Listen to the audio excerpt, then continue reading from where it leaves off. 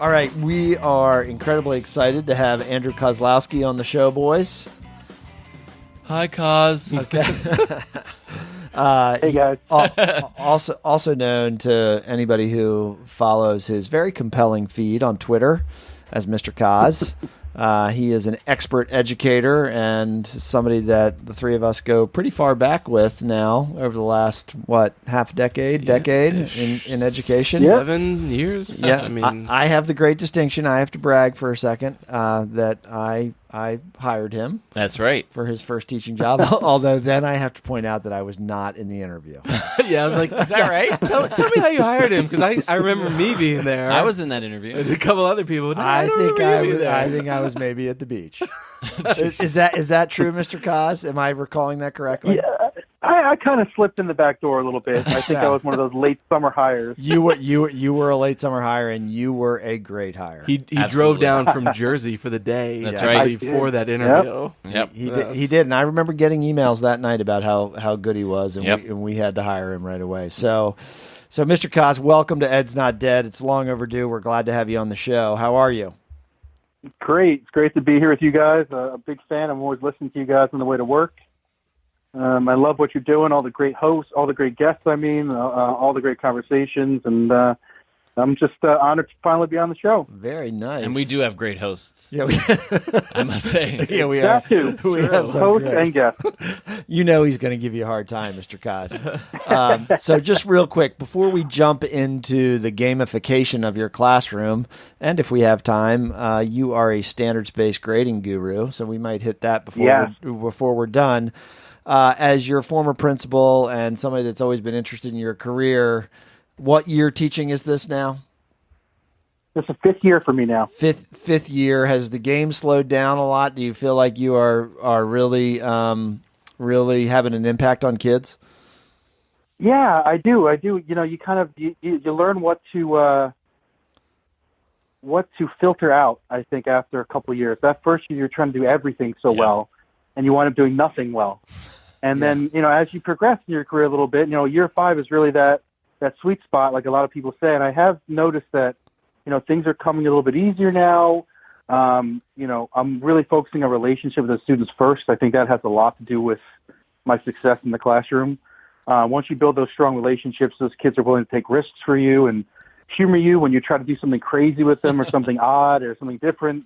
And so that's a big part of how I kind of slowed it down a little bit. And you just, you learn how to let stuff roll off your back with kids. You pick your battles, you have some core values that you want represented in your classroom, and you just try to hammer those down with kids. And, that's all you really can do as a teacher. That's right. Well said. Well said, Koz. Great work. Glad to hear it. Okay, go ahead, Mr. Sids. So one of the things we wanted to talk about tonight is all the work that you have put into gamifying your classroom. And I've seen a lot of information. I haven't really gotten too deep into it, but you have gone really far in implementing this in your classes. Tell us, what is gamification, and why did you start thinking about it in the beginning? So originally, I saw some teachers using elements of gamification, and for your listeners, the basic gist of gamification, the elevator pitch is, you're taking mechanics from video games or board games and you're inserting them into your classroom. Okay, so things like experience points, boss battles, leveling up, badges, power-ups, things like that. Right. That you might see in a board game or a video game. You're adding those to the classroom dynamic. And so I just saw a lot of potential there. As a kid who grew up in the late 80s, early 90s, I love video games. I love the narrative element of it. I love the fact that you die in a level, you come right back, you learn from that, and you try it again until you succeed.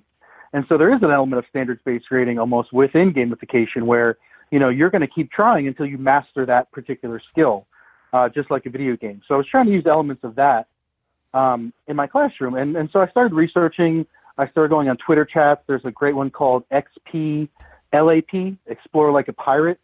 And I just started kind of lurking in those chats and picking up ideas. And I think it was about 2 summers ago, I just decided I'm just going to go all in. I'm going to create an entire game. So I created a zombie-based U.S. history class. I created a website for it, power-ups, and different side quests and side missions, and I went crazy with it, and it was just fun. It was like a blast. I had so much fun creating and designing this game.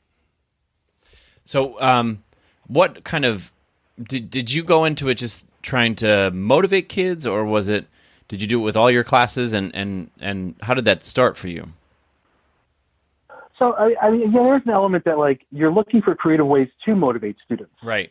You're trying to tap into this world that they exist in, where it's not just video games anymore, like the ones we played when we were young. Like it's not Legend of Zelda. It's highly competitive. It's live. You're not playing against the computer anymore. You're playing against other classmates. True. But I think the important thing about gamification is it does appeal to different types of people. There's certain games that appeal to an explorer type, right? The Legend of Zelda isn't a good example. Right. You're looking to explore the entire world. So there's some students that just like to explore every little bit and do every side quest. Oh, okay. There's some students that are more social than others. Students like to, communicate, collaborate with each other. And so you try to build a game out from that about what kind of player types you have. And you're hopefully trying to meet the needs of everyone. Hey, Mr. Koz, I have this memory of standing in front of mailboxes in the main office of a school and hearing you talk about that pirate site. Was that far back?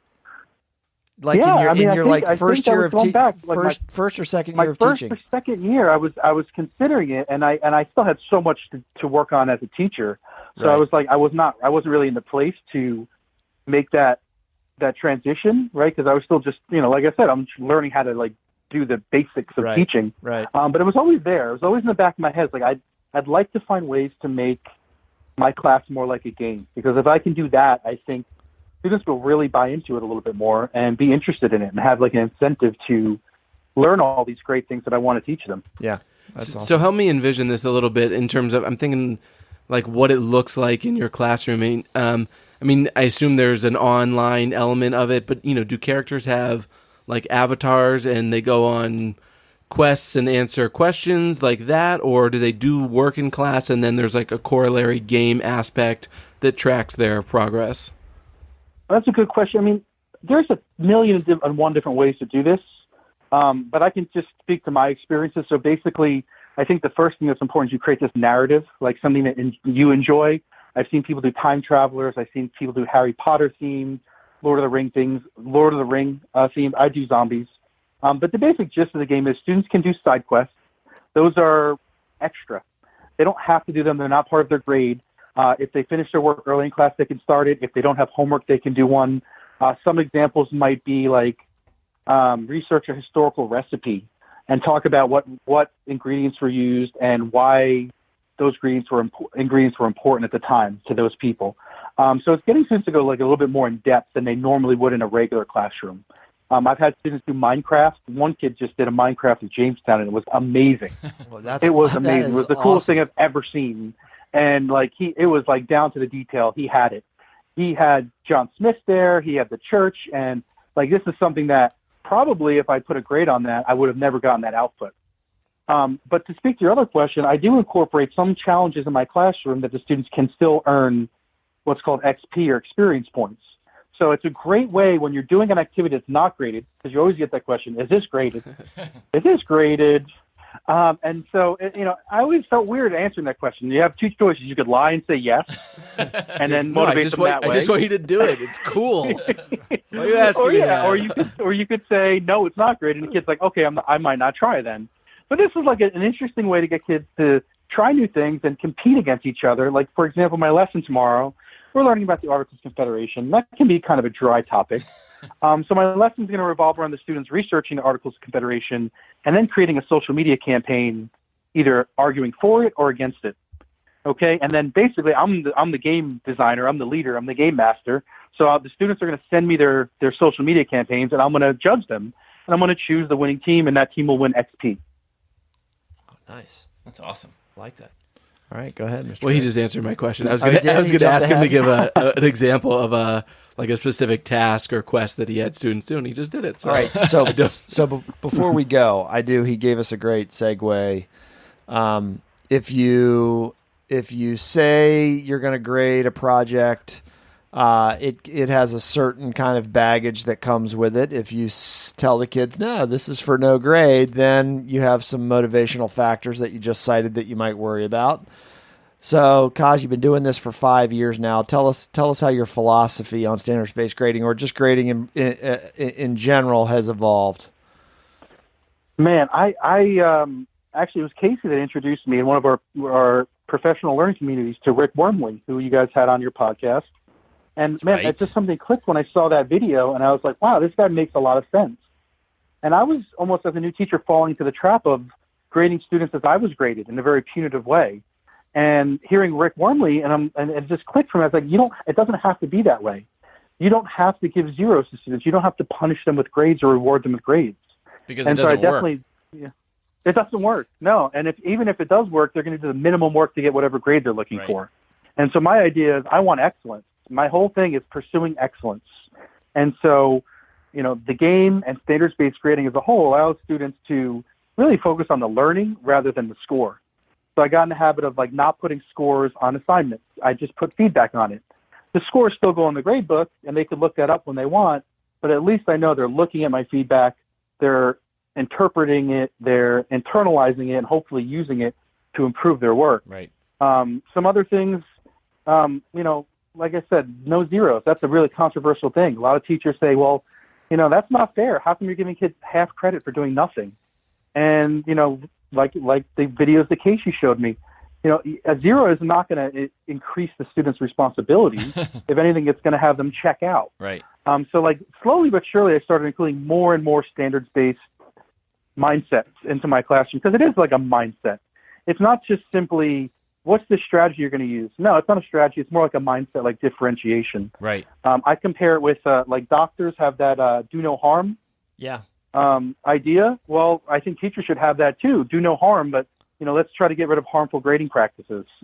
Extra credit, giving kids points for bringing in Kleenex boxes, giving zeros, not letting kids redo assignments. I've been doing this a long time. Have you actually heard of that? Giving kids extra points for bringing in Kleenexes? Please tell me you've never heard of that. I've heard it on Twitter. Luckily, I've never heard about it where I teach in any of the buildings, because I would probably call that teacher out. And I'm not really confrontational in that way, at least only on Twitter. The point impresarios of local elementary schools. Woo! Okay. All right. Let me ask a question about, so you brought up sometimes you would grade stuff, or you do grade stuff and there's feedback but no grade.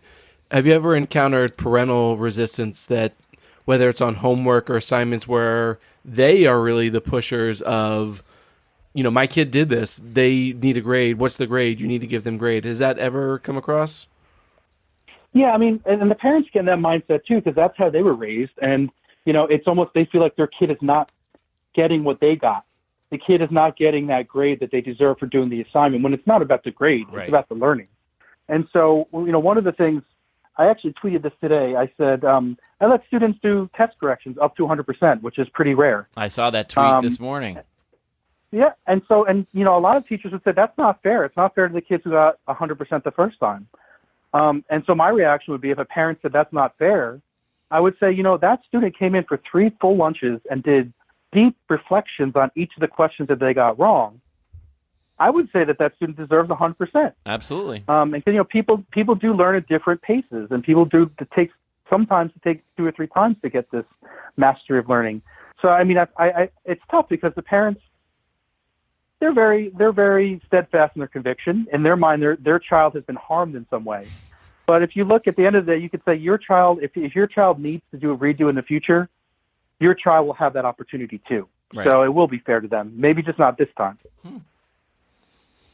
Yeah, and I'm sure that, I think as educators, we do have to be conscious of the fact that, some kids do have what are now called fixed mindsets, where they are very performance oriented, and grades do mean a lot to them. Right. And we have to be careful not to denigrate that, because that's just in some ways how they're wired. Right. So I'm sure you have to kind of consider how kids are wired in your classroom and try to move them towards this way of thinking. Do you run into that? Because there are kids that really care a lot about grades. Yeah.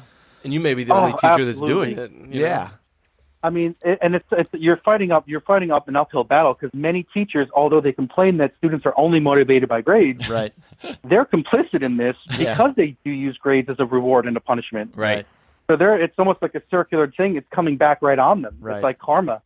And so I'm having to fight against that. And what I just tell my kids is, focus on the learning and the grades will come. The grades are a side effect of the learning and the mastery.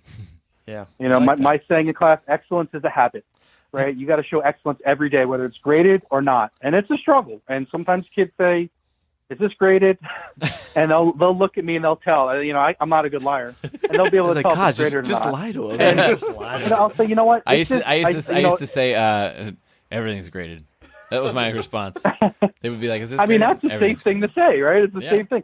Or like when there's 3 minutes left in class, and a student has like an extension activity, and they know they don't have enough time to finish it, right? They look up, say, "The class is over in 3 minutes," and I say to them, "This 3 minutes will determine the rest of your life." And it sounds corny, but like I'm serious. Like the decision that you make right now is going to determine what kind of person you will be in life and how happy you are and how successful you are. Yeah. So I use it on those terms, like, and hopefully if they hear that enough, they're going to realize that, like, yes, my decisions do have an impact. That's powerful. All right. Well, I'm sitting here listening to you thinking that our friend of the show, Rick Wormley, has competition. Yeah. Because you obviously... Watch out, Rick. Yeah, that's right. Watch out, Rick. Or you're going to do your own podcast and unseat us. Yeah. Koz, it's great to have you on the show. Thank you so much for coming on, Koz, and telling us all about the awesome things you're doing in your class. Yeah, and congratulations to you and the lucky kids that get to have you every day as a teacher. Awesome, and you guys are great too, man. I really appreciate what you're doing out here. You're having some of the tough conversations that should be being had. We need to start having these difficult conversations about what's best for kids, and you guys are doing that. And I love the show. I'm not just saying that because, you guys are my buds. I really genuinely do like the show. I listen to you on work, whenever there's a new episode, I'm excited. I get to listen to it on the way to work. That's great. Awesome. That's great. Where can our listeners find you on Twitter, Mr. Koz? I am Mr. Koz31. You can usually find me fighting with people on Twitter. Starting Twitter wars. I'm very argumentative on Twitter. For some reason, lots of fights about grades and zeros and such. Do you fight with that guy? Do you fight with that guy, Mr. McClary, on Twitter? Have you ever fought with him? No. He left me alone. I think he gave up on Twiyer. So Koz will tweet. Twitter is so great. It's so great. There's so many great resources on Twitter, but there's also so many people selling something, whether it's their own brand or their personal brand, and so it's tough to have that real authentic conversation sometimes. Total side question: are you on Facebook at all? I am. I am on Facebook still. As my kids say, I'm an old person. Do you have education conversations on Facebook? The only conversations I do have on Facebook, I'm in a couple groups. There's this great standards-based grading and learning Facebook page that I highly recommend joining.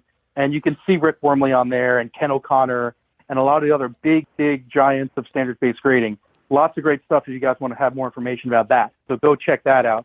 And also for my classes, there'll be an ESL group, or there'll be like an AP history group. Both are classes that I teach. And so I go on there and I'll just either share resources or I'll ask questions, and I get a lot of great stuff from Facebook too. All right. So we just had a conversation about which would be the downfall of society, Twitter or Facebook. I said Facebook. Yeah, it sounds like Twitter. So I went with Twitter, Mr. Koz. Yeah. He's getting good stuff from Facebook and Twitter wars. Koz will text me screenshots, me and McClary. He'll text screenshots of like wars he's getting in, and he'd be like, guys, back me up. Yeah. Come on, be the random guy that agrees with me. That is funny. All right. Oh, man. Once again, Andrew Kozlowsky, it's great to have you on the show. Keep up the great work. Listeners, you can find him on Twitter. You can catch up with all that he's doing in education. Mr. Koz, thanks for coming on Ed's Not Dead. We will talk to you soon. All right. Thanks a lot. All Bye. right, take care.